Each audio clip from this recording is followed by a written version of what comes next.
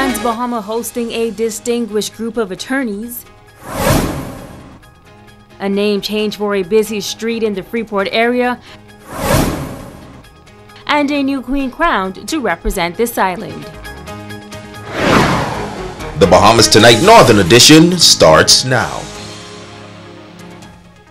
This is the Bahamas Tonight, the Northern Edition. Good evening all, I am Megan Shepard. It's so great to have you joining us.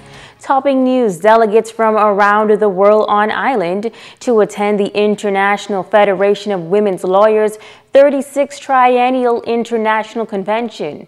The opening ceremony was held last evening at the Grand Lucayan Resort. Italia Hall was there.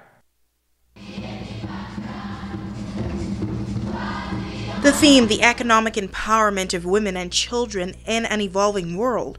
President of FIDA International, Jacqueline Burrows, welcomed the group and focused on the importance of the theme. Empowering women to participate fully in economic life across all sectors and throughout all levels of economic activity is essential to build strong economies, to establish more stable and just societies, to achieve internationally agreed goals for development. Acting Chief Justice Stephen Isaac says FIDA has become essential and the theme is timely. I have always said that the hand that rocks the cradle rules the world. Without women, being empowered, our societies would falter. And you know, if you take a look at the educational makeup or the demographic of universities and high schools today, you will see that the majority of students are women. That is the direction we're heading in. It's not to say that, that the men won't get educated, but without educated mothers, teachers, scientists, politicians that are women, we lose our balance in life. Minister of State for Grand Bahama, Senator the Honorable Kwesi Thompson, congratulated the organization for their achievements and global reach. Throughout FIDA's 73 years, the organization has been a vessel for change and progression. Through the provision of legal aid, educational programs, and advocacy, FIDA has been instrumental in the empowerment of women across the globe. Your efforts are inspirational, and we are honored to host you here in Grand Bahama. The conference will close out on Friday, November 17th. Reporting for ZNS Network News, I'm Italia Hall. Female parliamentarians here on Grand Bahama, along with non-governmental organizations and the Department of Gender and Family Affairs, are gearing up for Women's Week. The observance will focus on women and the role they play in helping to build stronger families and stronger communities. Several events are planned. Of the Senate, the Honorable Kay Forbes Smith, noting that Women's Week coincides with the 55th anniversary of the enfranchisement of women in the country. She says that while women have made great strides in the country, there is still more to be done.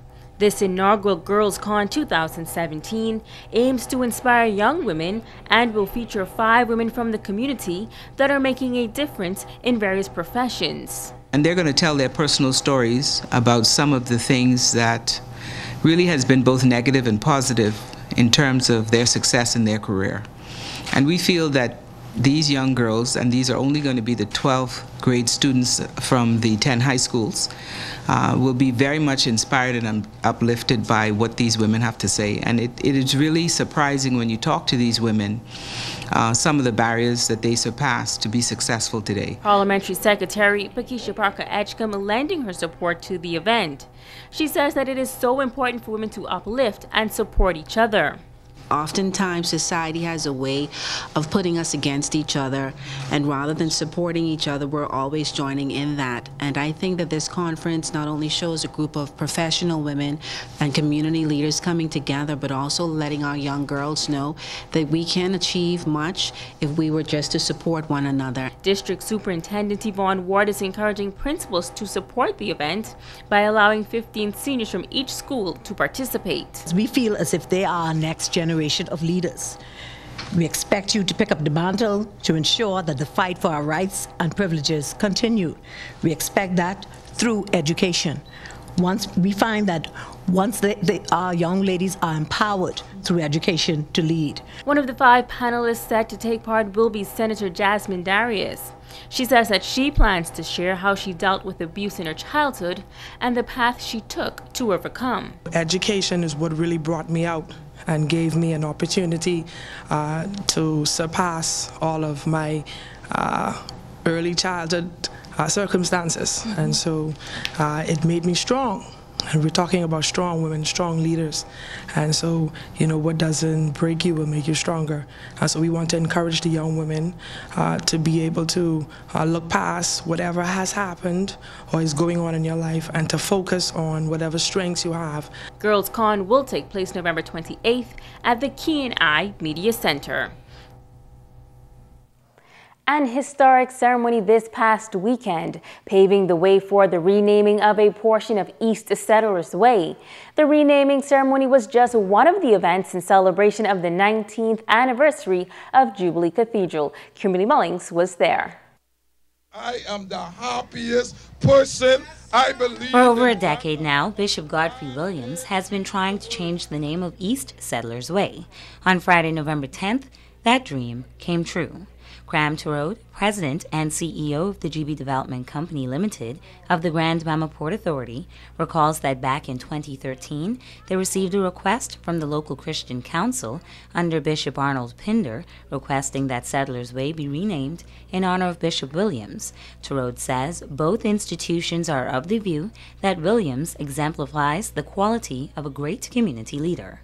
The shareholders, Sir Jack Haywood and the St. George family, endorsed the recommendation, recognizing the pivotal role that Bishop Williams has played. We know that he is a caring shepherd to his flock and the community at large.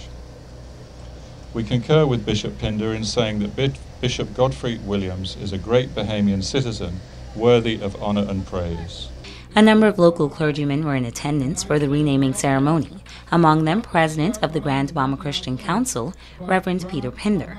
He believes that anything that calls attention to the presence of God in the community ought to be celebrated and upheld. I'm glad that this day is here, and as President of the Grand Bahama Christian Council, I am happy to lend my wholehearted support to this effort and to congratulate Bishop on this achievement for God.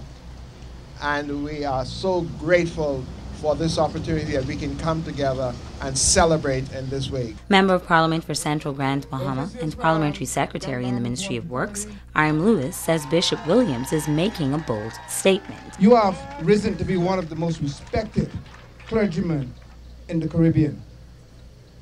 Bishop, you are today getting something that you've been agitating for quite some time. And the name used to be Settlers Way. And Bishop is telling us now, in life you do not settle. After the signs were unveiled, the street was renamed Cathedral Boulevard, and Bishop Godfrey Williams and supporters rushed from the roundabout of the church to celebrate. For the first time rushing on Cathedral Boulevard, we had 2 lanes for ourselves. I am telling you, excited man in the Commonwealth of the Bahamas right now for the great things that God has actually done. And to know that this street has been renamed Cathedral Boulevard, we recognize is now our responsibility to keep it clean and to keep it safe. Kimberly Mullings, ZNES Network News. In other news, the Immigration Department in Freeport taking a Haitian male and 3 Haitian females to court yesterday after issuing numerous warnings against the harboring of illegal migrants. Haitian national St. Tilius Safront, age 41, appearing before Magistrate Rangan Johnson and charged with harboring 3 illegal migrants at his home on Garden Avenue. He pled guilty to the offense and was ordered to pay a $6,000 fine or, in default, serve 2 years behind bars. He was also ordered deported to Haiti upon payment of the fine. Now, Safront, who was employed at a local food store on a work permit, claimed that the 3 women had been staying with him for the past 2 months. The Haitian women, 22-year-old Katiana Etienne, 24-year-old Nadine Cherie, and 42-year-old Monique Joseph, were all charged with illegal landing. They pled guilty and were ordered to pay a fine of $300 or 6 months behind bars. Deportation was also ordered. The women claimed that they arrived in the Bahamas illegally by boat within the past 2 months. Stay with us. The Bahamas Tonight Northern Edition continues in just a moment.